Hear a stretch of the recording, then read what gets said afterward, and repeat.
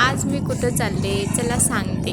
सगळ्यात अगोदर ना आम्ही घरून निघालो जाफराबादला जाण्यासाठी, कारण मला आणि बाबूला अशी जाम अशी सर्दी झाली. म्हणजे पहिले हॉस्पिटलला जाऊया म्हणून आम्ही सकाळी करीबन 11:30 ते 12च्या दरम्यान आम्ही जाफराबादला पोहोचलो. आणि तिथे मग डॉक्टरांना वगैरे दाखवलं. मग त्यांनी मेडिकल वगैरे दिलं आणि भरपूर असा वेळ होता. तर मग मी दीपकला म्हटलं की चल आपण पुढंचा एक घंटा प्लॅन बनवूया. मग आम्ही हा वेळेवर प्लॅन बनवला राजूरला जाण्याचा. मग मस्त असं आम्ही निघालो, पण खूप वारं वगैरे होतं त्यामुळे ना मला ना घरी आला खूप जास्त सर्दी झाली, बाबूला पण झाली. असं जाऊ द्या. त्यानंतर ना मग मस्त असं व्ह्यूज बघू शकता तुम्ही आमच्या इकडचा. आणि ना मी ना जवळपास ना 7 ते 8 वर्षानंतर राजूरला जाते. म्हणजे मलाच आश्चर्य वाटते की एवढ्या दिवसानंतर मी जाते, बापरे. त्यानंतर ना मग मस्त दीपकसोबत मी डिस्कशन करत होते. मला घ्यायचा होता iPhone, तर त्याला बोलत होते सांग वगैरे काय करू कसं नाही.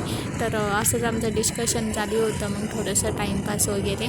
तर चला पुढे ब्लॉग कंटिन्यू करा.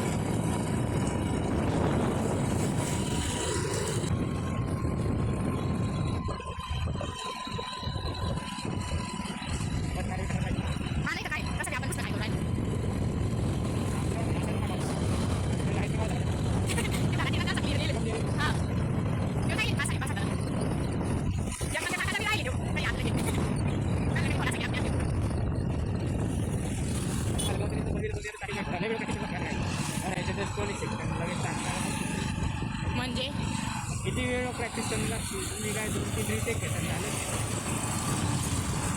मग 2-3 वेळेस करून चांगलं जमलं ना. लय वेळ करायला लागतं. हा नाही तर काय, इतक्या पटकन नसेल आपल्याला कोणाला डान्स येते रे, ते उगी कसं तरी माणूस करतं. आवाज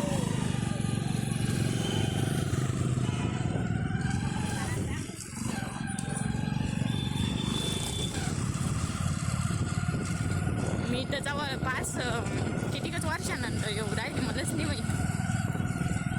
काहीतरी 6वी-7वी द्यायला. चला फायनली आम्ही पोहोचलोय. आमच्या इथून काही जास्त दूर नाही आहे, जवळच आहे. करीबन 1 ते 1.5 तासच लागतो आम्हाला जाण्यासाठी. तर मग आम्ही लवकरच आलो होतो आणि म्हटलं सगळ्यात अगोदर आपण फूल वगैरे नारळ वगैरे घेऊ. मग मस्त असं नारळ वगैरे घेतलं.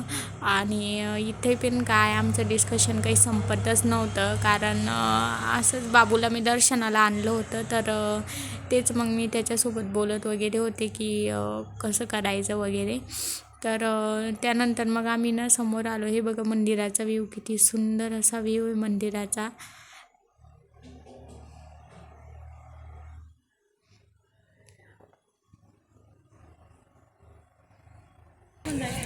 आणि बाबूचा मामा सोबत असून मामाला ना बघा बाबूला कसं पळवत होता. आणि बाबूला ना नवीनच असं वाटत होतं. तो पण एवढा एन्जॉय करत होता ना, त्याला असं छान असं वाटत होतं की किती मोकळं असं पटांगण भेटलंय त्याला खेळण्यासाठी. तर त्याचं एन्जॉयमेंटची लेवल तर वेगळीच होती. चल लावली का असल मग. चल बाबू पळ लवकर, चल पळ पळ. 3000 रुपये होते. किती रुपये? 35 रुपये. चल रे. हां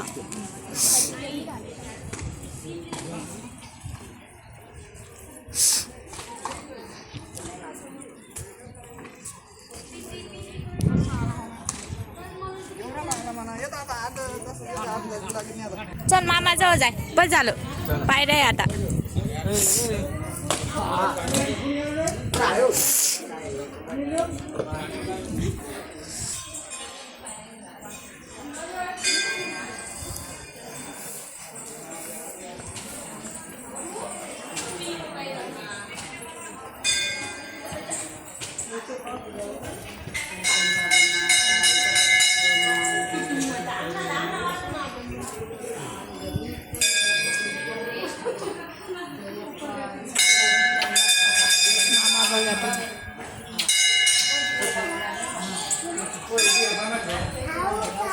उचलून घेत त्याला.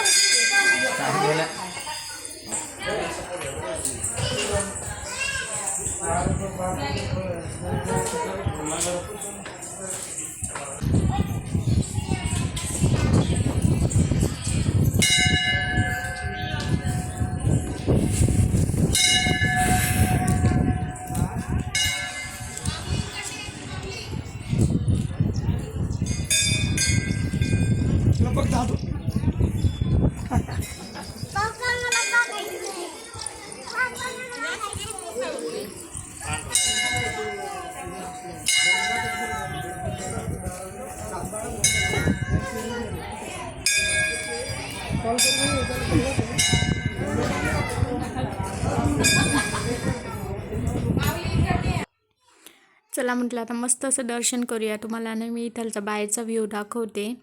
खूप सुंदर असं मंदिर आहे. तुम्ही पण इकडच्या एरियात वगैरे आले जालना वगैरे तर या मंदिराला नक्की विजिट करा. आता हे मी ज्यांना माहीत नाही त्यांना सांगते, उगीच कमेंट करू नका. छान असं दर्शन वगैरे घेतलं आणि माझं जे काम होतं ते सुद्धा मी करून टाकलं इथे. आणि मग बघा तुम्ही, खूप गर्दी वगैरे असते या मंदिरात. मग लाईन वगैरे लावली होती आणि ना म्हणजे खूप आतून फोटो वगैरे घ्यायला चालत नव्हतं, त्यामुळं मग मी दुरूनच घेतली व्हिडिओचे थोड्याशा क्लिप. म्हटलं उगीच बोलणे खायला नको, नाहीतर आपल्याला कोणी इथं बघणार पण नाही, उगीच बोलतील आपल्याला, त्यामुळं त्यानंतर हा इकडचा राईट साईडचा व्ह्यूज आहे. खूप मोठं मंदिर आहे, खूपच मोठं मंदिर आहे आणि ते पण छोटे छोटे मंदिर आहे महादेवाचं वगैरे. आणि बसायला पण खूप छान आहे इथे. तर मग आम्ही थोडा वेळ बसलो, काही फोटोज, काही क्लिप वगैरे. आणि बाबू तर खूप खेळला. बाबूची तर लिमिटच नव्हती, कारण त्याला एवढा आनंद होत होता. आणि तसंही आपण देवाच्या ठिकाणी गेलो तर खूपच असा आनंद होतो. बाबू बाबू याचं नुसतं पळायचंय का?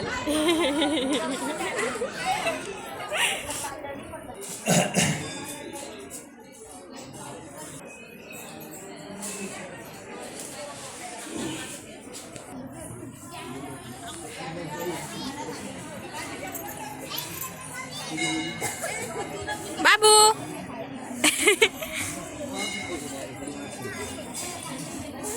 कुठं आलो आपण? जय जय बाप्पा घर. जय जय बाप्पा घर चालेल.